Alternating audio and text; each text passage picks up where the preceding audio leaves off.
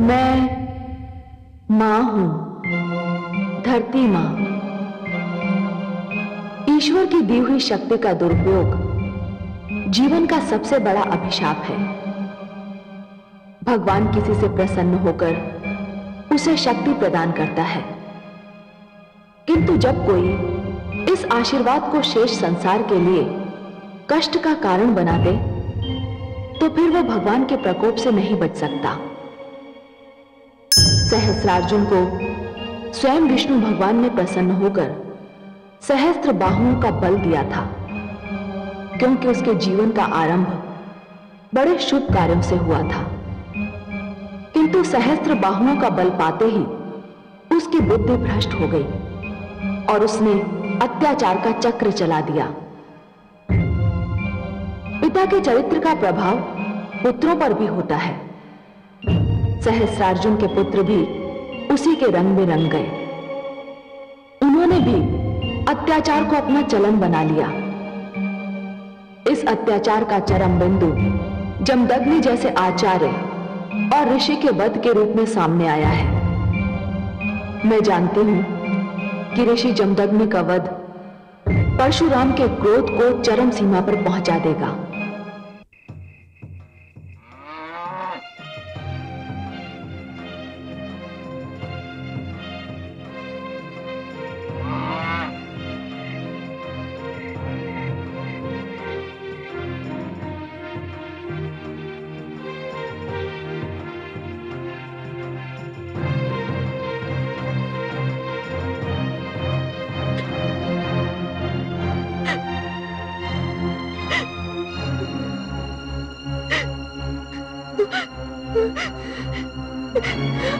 स्वामी!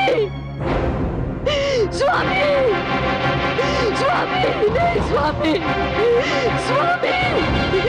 स्वामी! नहीं स्वामी! स्वामी! स्वामी! नहीं स्वामी! नहीं! नहीं स्वामी! नहीं! नहीं स्वामी! स्वामी!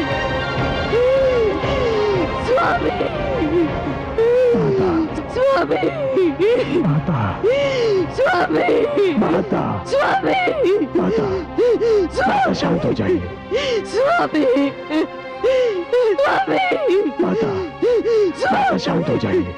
स्वामी! नहीं माता, संभालिए माता अपने आप को। शांत हो जाइए माता, शांत हो जाइए माता, शांत हो जाइए माता, शांत हो जाइए माता, अपने आप को संभालिए माता। सर्वनाश हो उनका जिन्होंने मेरा सुहाग लूटा, वंश न रहे उनका जिन्होंने मेरे स्वामी के प्राण लूटे, संसार में नाम न रहे उनका जिन्होंने ऐसी कायरता की, ऐसी माता, ऐसी कायरता। माता, स्वामी! माता, स्वामी! नहीं स्वामी! नहीं! माता शांत हो जाइए, शांत हो जाइए माता, शांत हो जाइए माता, माता।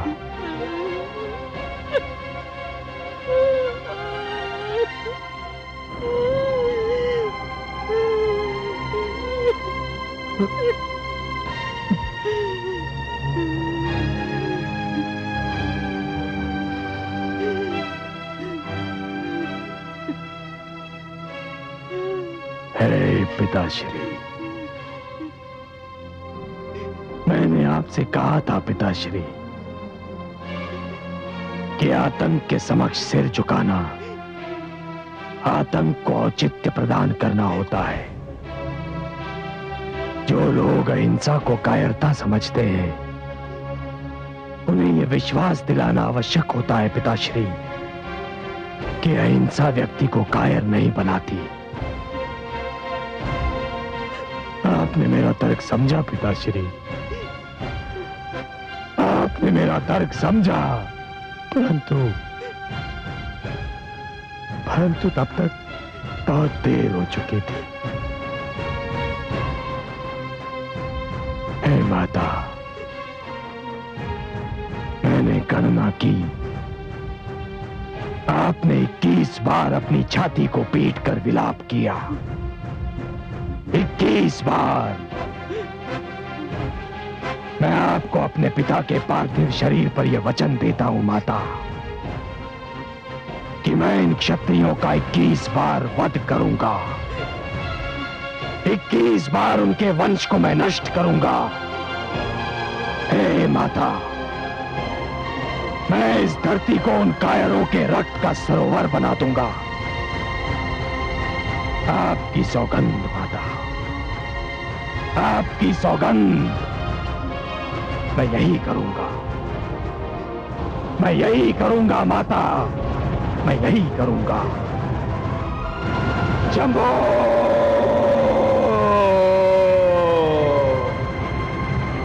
हे शंभो!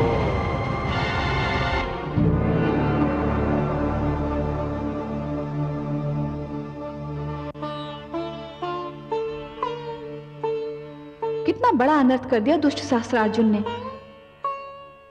महादेवी, भ्रष्टाचार और उन्माद से चूर व्यक्ति अनर्थ के अतिरिक्त और कर ही क्या सकता है? परशुराम ने सत्य ही कहा था कि कहीं जमदग्नि उसके तर्क को समझने में विलंब न कर दें। उन्होंने विलंब कर दिया और इसका ये फल हुआ। पर मेरी समझ में ये नहीं आता कि ऋषि जमदग्नि परशुराम के तर्क से पूर्णतः सहमत क्यों नहीं थे। महादेवी, ऋषि जमदग्नि का एक मन कह रहा था कि वो परशुराम के तर्क से सहमत हो जाए, परंतु दूसरा मन कह रहा था कि सहमति का अर्थ यह होगा कि स्वयं की विचारधारा की पराजय को स्वीकार कर लेना। वो असमंजस में पड़ गए और इसी असमंजस के कारण उन्हें अपने प्राणों से हाथ धोना पड़ा। एक कारण और था महादेवी। वो क्या था कमल नयन? ऋषि जमदग्नि को शस्त्र की महत्ता का ज्ञान तो था, परंतु शस्त्र के प्रयोग का ज्ञान नहीं था। मैं समझी नहीं सर्वेश्वर। ऋषि जमदग्नि शस्त्र विद्या की शिक्षा अवश्य देते थे महादेवी, परंतु उन्होंने कभी यह नहीं सोचा होगा कि इस विद्या का प्रयोग स्वयं उन्हें भी करना पड़ सकता है, उन्हें युद्ध भी करना पड़ सकता है। इसका फल यह हुआ महादेवी कि जब युद्ध का समय आया तो शस्त्र विद्या में उनकी निपुणता उनके किसी काम नहीं आई। पर वो तो युद्ध में विश्वास ही नहीं करते थे। वो कहते थे कि वे जन्म से ब्राह्मण हैं और उनका कार्य केवल शिक्षा देना है। यही तो उनकी भूल सिद्ध हुई महादेवी, यही तो उनकी भूल सिद्ध हुई। जाति का संबंध जन्म से नहीं, कर्म से होता है। व्यक्ति की जाति का निर्धारण उसका कार्य क्षेत्र करता है। यदि कार्य क्षेत्र परिवर्तित होता है तो व्यक्ति की जाति भी परिवर्तित होती है। आप सत्य कहते हैं। इस साधारण रहस्य को जमदग्नि ने समझने का प्रयास ही नहीं किया। उनके हाथों में जब पुस्तक थी तब भी वे स्वयं को ब्राह्मण ही समझते थे, और जब उनके हाथों को शस्त्र उठाना पड़ा तब भी वे स्वयं को ब्राह्मण ही समझते रहे। आपने सर्वथा सत्य कहा महादेवी। महादेवी, जिस प्रकार अग्नि जब रसोई में होती है तो उसका कार्य कुछ और होता है, परंतु जब वो अग्नि दीपक की लौ में सिमट जाती है तब कुछ और होता है। उसी प्रकार एक व्यक्ति को भी विभिन्न क्षेत्रों में भिन्न कार्यों में क्षमता उत्पन्न करनी चाहिए। यही तो वास्तविक ज्ञान होता है। ऋषि जमदग्नि को यह ज्ञात होना चाहिए था महादेवी कि शत्रु छल का प्रयोग भी कर सकता है। यह सब सत्य है कमल नयन, किंतु सहस्त्रार्जुन के पुत्रों ने उन्हें छल से मार दिया। वो तो घोर कायरता थी महादेवी, घोर कायरता। सहस्त्रार्जुन और उसके पुत्रों को इसका दंड अवश्य मिलेगा, कठोर दंड मिलेगा।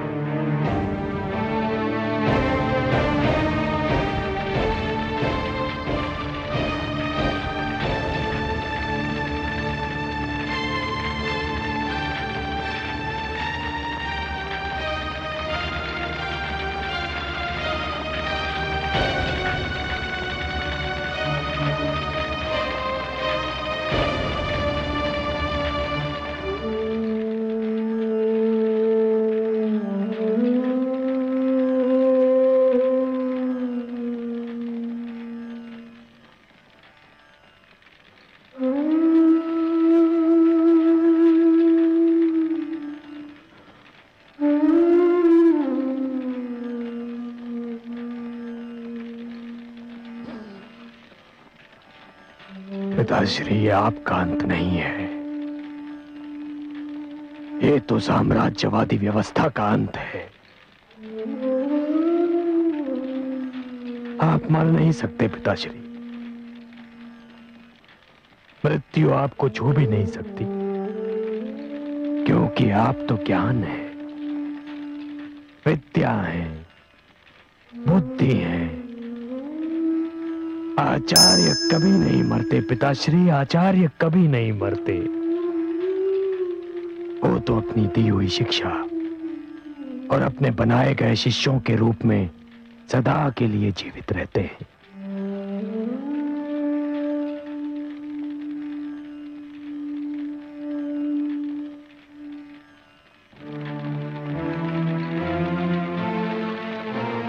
आज हमें यह प्रण करना है कि अन्याय के विरुद्ध संघर्ष में कोई पीछे नहीं हटेगा।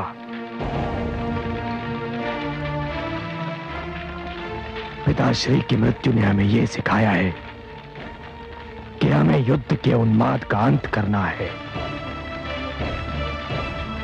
जो भी व्यक्ति समाज पर युद्ध थोपता है वो मानवता का शत्रु है, और हमें इस धरती को इन शत्रुओं से मुक्त कराना है।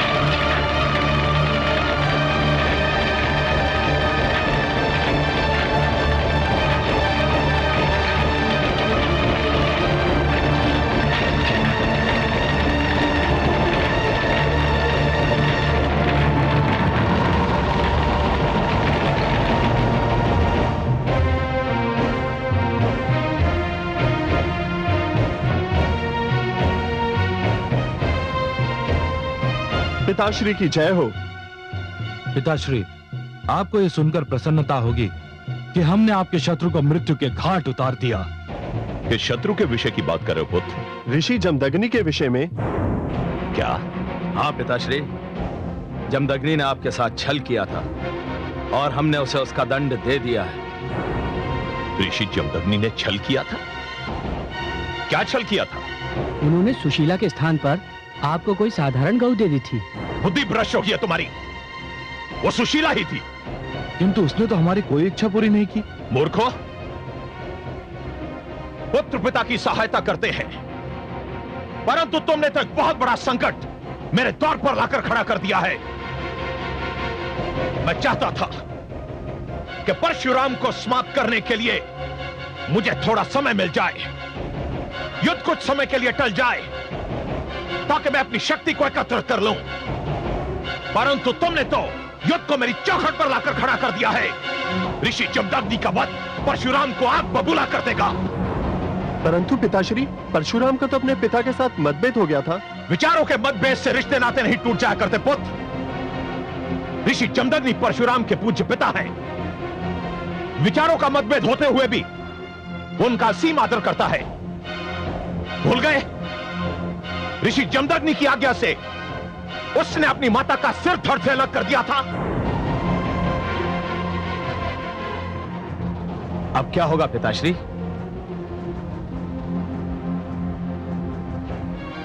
मुझे सोचने दो। मैं एकांत चाहता हूं। प्रणाम। प्रणाम पिताश्री।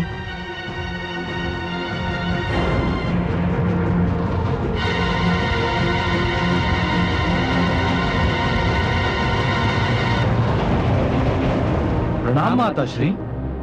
आयुष्मान भव।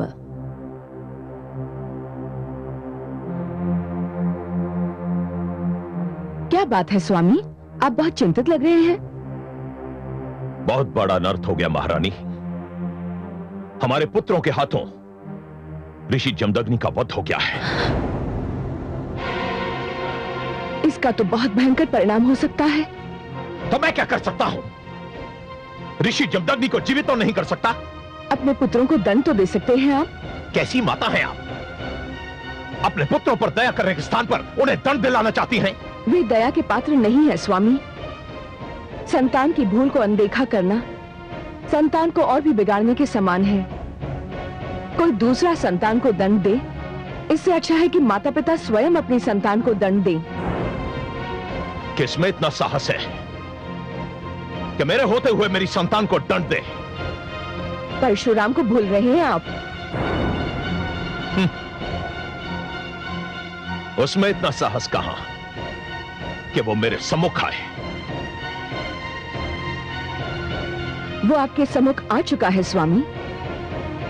उस समय मैं तैयार नहीं था और अब वो पहले से अधिक तैयार है। आप परशुराम से अत्यधिक प्रभावित दिख पड़ती है महारानी। जब वो पहली बार मेरे सामने आया था तब मैंने उसे पुत्र कहकर पुकारा था। तो फिर उसी पुत्र की शरण में क्यों नहीं चली जाती आप? आपका परामर्श अनुचित नहीं है।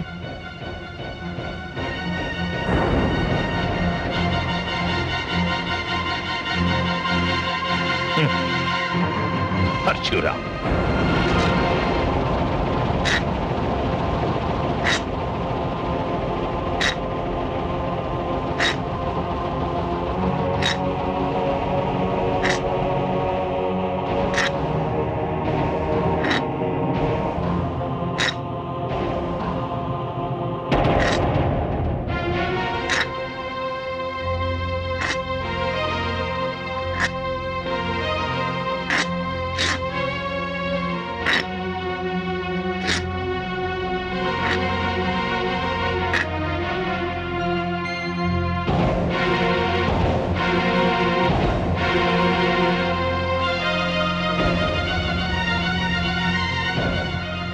महारानी मृण्मयी, आप? हाँ पुत्र, मैं तुमसे कुछ मांगने आई हूं। जानता हूं। यदि आप अपने पति और पुत्रों के लिए जीवन दान मांगने आई हैं, तो मेरी विनती है, ना मांगिएगा। आपकी मांग को अस्वीकार करते हुए मुझे बहुत दुख होगा। और यदि मैं क्षमादान मांगू तो? क्षमादान किसके लिए महारानी? स्वयं आपने तो कोई ऐसा कार्य नहीं किया जिसके लिए आपको क्षमा की आवश्यकता हो। और सहस्रार्जुन और आपके राजकुमारों को क्षमा करने का कोई प्रश्न ही नहीं उठता। वे स्वयं तुमसे क्षमा मांगे तब भी?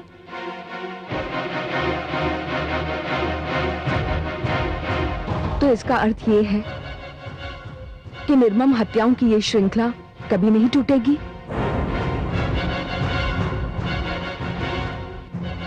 क्या इस श्रृंखला का आरंभ मैंने किया था महारानी? और क्या आपके पति और पुत्रों के अपराधों को भुलाने के लिए क्षमा पर्याप्त है? नहीं है। किंतु क्या हिंसा का उत्तर हिंसा और हत्या का उत्तर हत्या से देने से अपराध की महत्ता कम हो जाती है?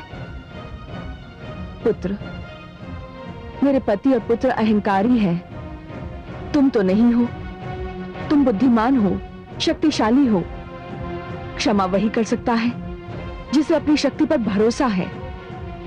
तुम क्षमा कर सकते हो पुत्र, तुम ही क्षमा कर सकते हो।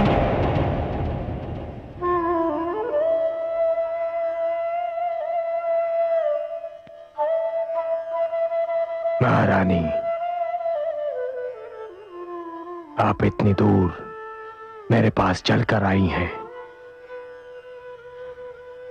आपने मुझे पुत्र कहकर पुकारा है। आप नारी हैं, माता हैं, इसलिए केवल आपके लिए मैं इतना कर सकता हूं कि यदि आपके पति और आपके पुत्र समस्त ऋषि समाज से, समस्त भार्गव समाज से अपने दुष्कर्मों के लिए क्षमा मांग लें और ये वचन भी दें कि वो भविष्य में कभी किसी को पुनः कष्ट नहीं देंगे, तो महारानी मैं स्वयं अपना दुख भूलकर उन्हें क्षमा कर सकता हूं। परंतु क्या वो ऐसा करेंगे? क्यों नहीं करेंगे? मैं उन्हें मनाऊंगी। तुम्हारा धन्यवाद पुत्र। मैं उन्हें तुम्हारा प्रस्ताव मानने पर बाध्य करूंगी। मैं चलती हूं पुत्र।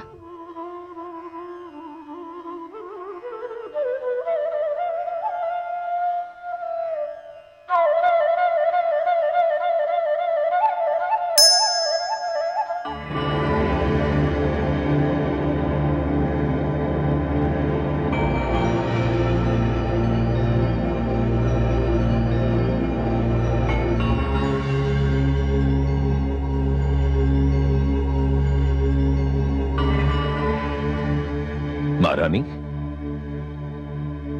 मिलाई अपने पुत्र से? हाँ स्वामी, मैं केवल मिल आई बल्कि एक शुभ संदेश लेकर लौटी हूँ। शुभ संदेश? हाँ स्वामी, बहुत शुभ संदेश। परशुराम संधि करने को तैयार हो गया है। क्या? मैं सत्य कह रही हूँ स्वामी। परशुराम ने कहा है कि युद्ध रुक सकता है, संधि हो सकती है। तो मुझे क्या करना होगा? कुछ अधिक नहीं, केवल ऋषि और भार्गव समाज से अपने उन कर्मों की क्षमा मांगनी पड़ेगी जिनके कारण ऋषियों, आचार्यों और विद्यार्थियों को कष्ट पहुंचा है। क्या? हाँ स्वामी, परशुराम ने यही कहा है कि यदि आप क्षमा मांग लेंगे तो वो आपको क्षमा कर देगा। महारानी, मस्तिष्क तो निर्भर गया आपका। मैं क्षमा मांगू? सम्राट शस्त्रार्जुन क्षमा मांगे? वो सम्राट शस्त्रार्जुन जिसने इतिहास में पहली बार क्षत्रिय शक्ति की प्रभुसत्ता स्थापित की है, क्षत्रिय धर्म को पालन करने का सर्वोच्च नियम बना दिया है, अपने यश की पताका चारों दिशाओं में फैला दिया है। क्षत्रियों के सिर झुकाने के इस प्रयास को शुभ संदेश कहती हैं आप? महाराज, शांत होकर सोचिए। ऋषियों के विरुद्ध आपका क्रोध आपकी निजी समस्या थी जिसे आपने जातिवादिता के संघर्ष में परिवर्तित कर दिया। कहना क्या चाहती हैं आप? स्वामी, आपने स्वार्थ और निजहित के लिए जो कुछ भी किया वो आने वाली पीढ़ियों के लिए अभिशाप बन सकता है। जातिवाद का रोग यदि समाज के रक्त में घुल गया तो इसके परिणाम बहुत भयंकर हो सकते हैं। आप भविष्य से खिलवाड़ कर रहे हैं स्वामी। आप अकारणीय भविष्य की चिंता किए जा रही हैं महारानी। हम वर्तमान में जीते हैं। मुझे भविष्य की चिंता है क्योंकि मैं एक माता हूं और जानती हूं कि हम और आप वर्तमान हैं, किंतु हमारे पुत्र भविष्य है और इस भविष्य को मैं बहुत बड़े संकट में देख रही हूं। क्या देख रही हैं आप?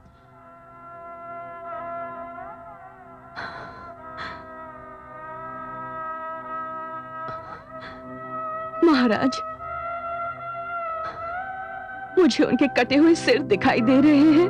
बंद कीजिए अपना मुख। आप अपनी संतान के लिए ऐसी अशुभ और भयानक बातें कर रही हैं। नहीं स्वामी, मैं चाहती हूं कि मैं जो कुछ भी देख रही हूं वो झूठ हो, परंतु मैं जानती हूं कि सत्य है। ये सब मिथ्या है, ये सब झूठ है। आप झूठ कह रही हैं। ऐसा कदापि नहीं हो सकता। आप असत्य बोल रही हैं।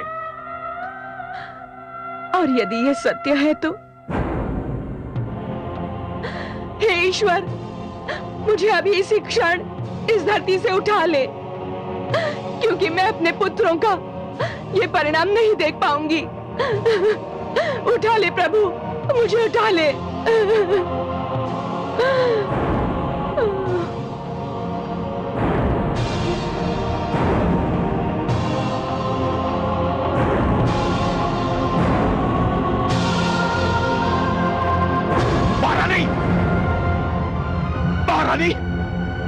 महारानी, महारानी!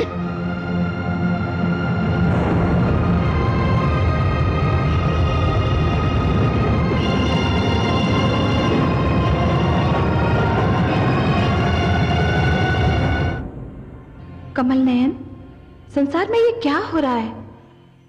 हमारी संतान क्या कर रही है? महादेवी, जब मानव स्वयं के भीतर छिपी हुई त्रुटियों को दूर करने के स्थान पर उन्हें उचित ठहराने का प्रयास करता है, तब उसका अर्थ यह होता है कि वो सत्य का सामना नहीं करना चाहता। सत्य का सामना करने का साहस वो खो चुका है। वो सत्य से दूर भागता है, मुख मोड़ता है, पलायनवादी बनता है, और यह पतन का लक्षण होता है महादेवी। मुझे तो यह भय लग रहा है कि सहस्रार्जुन जिस प्रवृत्ति को बढ़ावा दे रहा है, वो आने वाले युगों में मानव जाति के लिए एक बहुत बड़ा रोग बनकर रह जाएगा। एक ऐसा रोग जिसे महामारी में बदलते देर नहीं लगती। मैं जानता हूं कि आपका संकेत किस ओर है महादेवी। इस समय सहस्रार्जुन अपने व्यक्तिगत स्वार्थ के लिए जातिवाद को बढ़ावा दे रहा है, और यही जातिवाद आने वाले युगों में एक अभिशाप सिद्ध होगा। हे महादेवी, जिस प्रकार भूकंप ऊंची अट्टालिकाओं और भवनों को गिराने की शक्ति रखता है, उसी प्रकार ये जातिवाद एक सुदृढ़ और संगठित समाज को नष्ट करने की शक्ति रखता है। जन्म, रंग, भाषा, जाति और वर्ण के मतभेद आने वाले युगों में मानव समाज के सामने नित नए संकट उत्पन्न कर सकते हैं। अपने स्वार्थ के लिए समस्त समाज को संकट में डालकर सहस्रार्जुन संसार की शांति भंग कर रहा है। मैं समाज में इस जाति और वर्ग के संघर्ष को रोकूंगा। मुझे इसे रोकना ही होगा।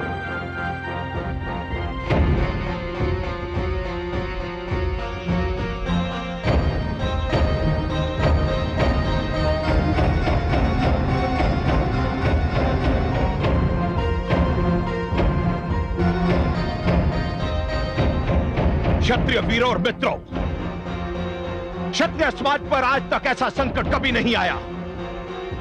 हमारा अस्तित्व संकट में पड़ गया है। भार्गव ने हमारे विरुद्ध संगठित होकर क्षत्रियों का अंत करने का निश्चय किया है। ब्राह्मण आचार्य बनने के स्थान पर शासक बनना चाहते हैं। महाराज, मैं समस्त 21 क्षत्रिय राजाओं की ओर से आपको यह अधिकार देता हूं कि आप इस परिस्थिति से निपटने का ढंग ढूंढिए, और आप जो भी निर्णय लेंगे वो हम सबको स्वीकार होगा।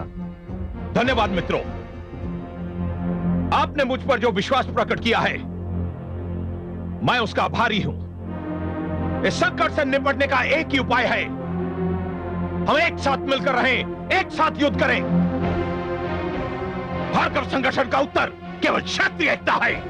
महाराज, हमारी सेनाएं और हमारे कोष इस एकता के लिए आपके सम्मुख प्रस्तुत हैं। हम सर्वसम्मति से आपको अपना नायक मानते हैं। महाराज सहस्रार्जुन की क्षत्रिय एकता की, महाराज सहस्रार्जुन की, क्षत्रिय एकता की, महाराज सहस्रार्जुन की, क्षत्रिय एकता की, महाराज सहस्रार्जुन की, क्षत्रिय एकता की।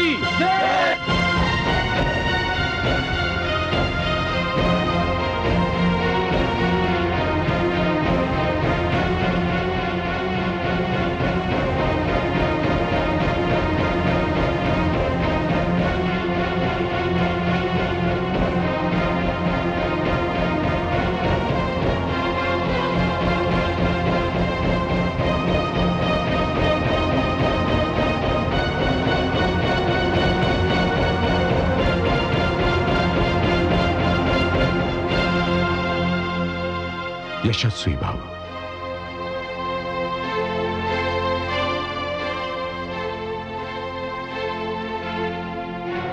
वत्स परशुराम, तुम्हारे पिता ऋषि जमदग्नि की हत्या से ऋषि समाज को बहुत बड़ा आघात पहुंचा है, परंतु हम मात्र तुम्हारे पिता की हत्या पर शोक व्यक्त करने नहीं आए, अपितु तुम्हें यह बताने आए हैं कि यद्यपि हमें जातिवाद से घृणा है, परंतु जिस प्रकार सहस्रार्जुन अपने स्वार्थ की सिद्धि के लिए क्षत्रियों को भ्रमित करके आश्रमों को नष्ट करने का प्रयत्न कर रहा है। हमारे समक्ष इसके अतिरिक्त और कोई उपाय नहीं है कि हम उसकी धृष्टता का प्रत्युत्तर दें। हमने निर्णय किया है कि आप भार्गवों को संगठित करने का जो कार्य कर रहे हैं उसमें आपको सहयोग दिया जाए। मैं आप सबका आभारी हूं। वत्स, तुमने नवयुवकों में एक नई शक्ति, नई स्फूर्ति भर दी है। हम तुम्हें धन, सेना या किसी अन्य सामग्री की कमी नहीं होने देंगे। हम सहस्त्र अर्जुन का सामना करने के लिए भलीभांति तैयार हैं। मैं पुनः एक बार आप सबका आभार प्रकट करता हूं। वत्स परशुराम,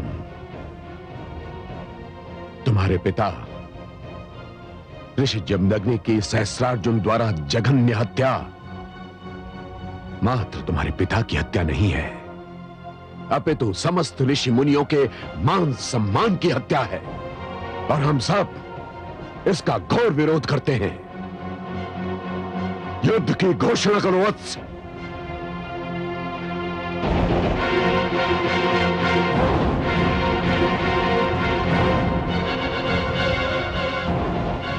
जो आज्ञा ऋषिवर, जो आज्ञा।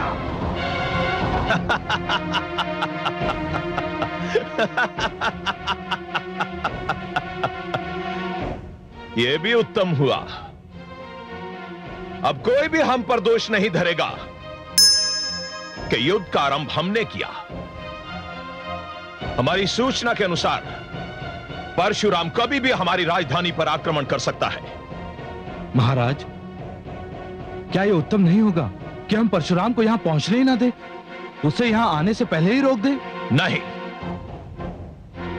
उसे आने दीजिए।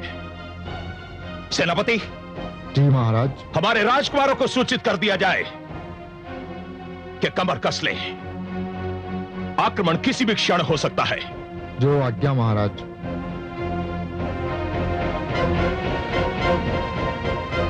परशुराम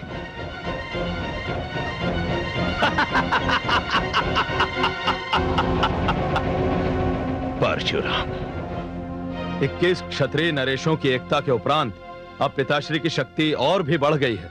किंतु मुझे संदेह है। क्यों? क्योंकि पिताश्री तो यूं भी कुछ कम शक्तिशाली नहीं थे। इन 21 नरेशों की शक्ति पिताश्री की शक्ति के आगे क्या अस्तित्व रखती है? मुझे भय है कि एकता भी परशुराम जैसे शत्रु के विरुद्ध पर्याप्त नहीं सिद्ध होगी। मैं भ्राताश्री से सहमत हूं। राजकुमारों की जय हो। मैं आप सबको सूचित करने आया हूं कि परशुराम ने हमारे विरुद्ध युद्ध की घोषणा कर दी। क्या? हम जानते थे यह होने वाला है, यह होकर ही रहेगा। अब तो युद्ध के अतिरिक्त कोई मार्ग ही नहीं रह गया है। उस युद्ध का क्या लाभ जिसका परिणाम प्रारंभ से पहले ही विदित हो? आप जा सकते हैं सेनापति।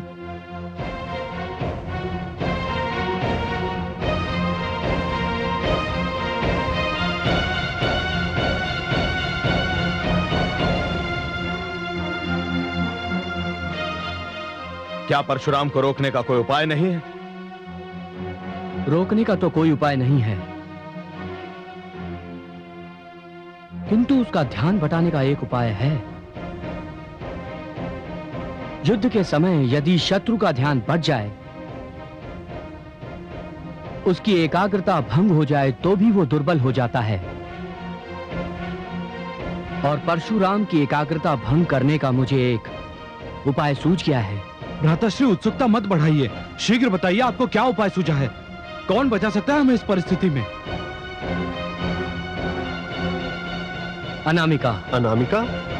हम समझे नहीं भ्राताश्री। अनामिका परशुराम के बहुत निकट है। उसने परशुराम की हर पग पर सहायता की है। उसने परशुराम के लिए प्रचारिका और संदेशवाहिका का कार्य किया है। वो परशुराम से प्रेम करती है और परशुराम के लिए प्रेरणा का एक रूप है। यदि हम अनामिका को उठा लाएं, तो परशुराम का ध्यान बढ़ जाएगा। मैं तो आपको बहुत बुद्धिमान समझता था भ्राताश्री, पर आपने जो उपाय बताया है वो उपाय कम और विपदा अधिक जान पड़ती है। क्यों? मूर्ख, ये तो आ बैल मुझे मार वाली स्थिति होगी। इससे तो परशुराम का क्रोध और बढ़ जाएगा और वो प्रलय बनकर हमारे सिरों पर टूट पड़ेगा। मूर्ख मत बनो, राजनीति को समझने का प्रयत्न करो अनुज। अनामिका हमारे पास होगी तो हम परशुराम से सरलता से लेन देन कर सकेंगे। वो कैसे? हम उससे कहेंगे कि यदि वो अनामिका को जीवित देखना चाहता है तो हमसे युद्ध के स्थान पर वार्तालाप करे। और परशुराम ना माना तो? तब हम कह देंगे कि हम तो मरेंगे पर अनामिका को भी मरना पड़ेगा। मान गए भ्राताश्री, यह है वास्तविक राजनीति। तो फिर चलिए, विलंब करना ठीक नहीं। चलो चलिए चलिए। दाता ने जन्म से पूर्व ही मानव समाज के विभिन्न वर्गों के लिए कार्य नियुक्त कर दिए थे। हम ब्राह्मण हैं, समाज को शिक्षा प्रदान करने का कार्य हमें सौंपा गया था और समाज की रक्षा करने के लिए क्षत्रियों को जन्म दिया गया था। परंतु ये तो विधि की विडंबना है कि जिसे रक्षक का कार्य सौंपा गया वही पक्षक बन गया है, लुटेरा बन गया है। समाज में सुरक्षा के स्थान पर असुरक्षा फैला रहा है।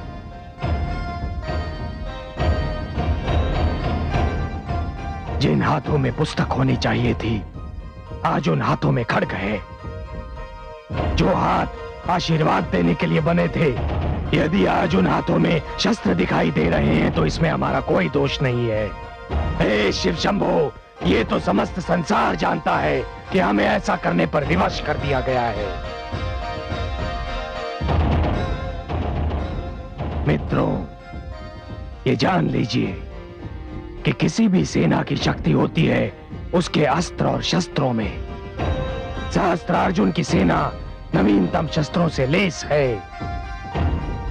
यदि हम सहस्त्रार्जुन का शस्त्रागार नष्ट कर देते हैं तो उसकी शक्ति आधी रह जाएगी। मित्रों, हम सहस्त्रार्जुन के शस्त्रागार पर आक्रमण करेंगे, उसके समस्त शस्त्रों को लूट लेंगे और उसके शस्त्रागार को फूंक देंगे। हर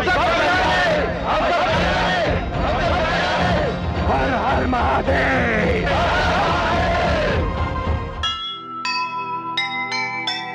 सत्य अहिंसा धर्म से जो लेगा मुख मोड़, देगा उसको ईश्वर बीच डगर में छोड़।